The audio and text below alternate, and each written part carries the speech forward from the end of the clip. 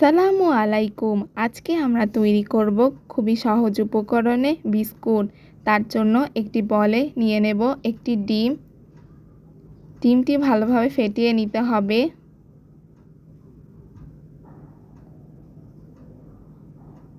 এরপর দিয়ে দেব চিনি গুঁড়া,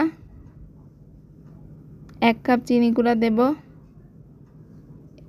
এরপর দিয়ে দেব সামান্য এলাচের গুঁড়া, গুঁড়া দুধ। এরপর মিশিয়ে নেব। মেশানো হয়ে গেলে দিয়ে দেব ঘি।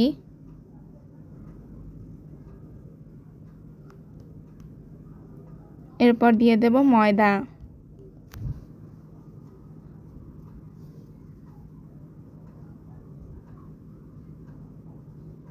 দিয়ে দেব বেকিং পাউডার।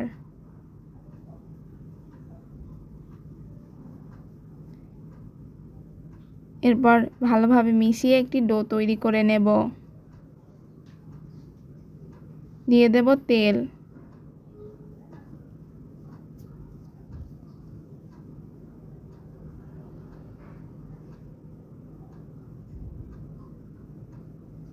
ডোটি বেশি নরমও হবে না, বেশি শক্তও হবে না। এরপর কিছুটা ডো নিয়ে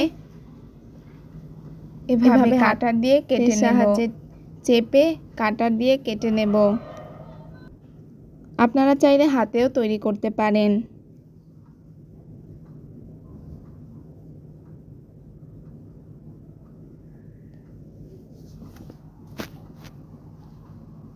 আমি আরেকটি শেপে কাটার দিয়ে কেটে নিচ্ছি।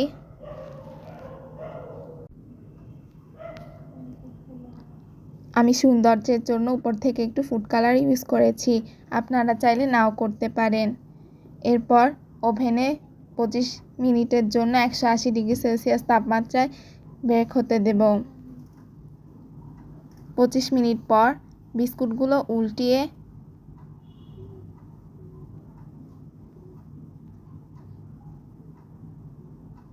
আবার 180 ডিগ্রি সেলসিয়াস তাপমাত্রায় 25 মিনিট বেক হতে দেব।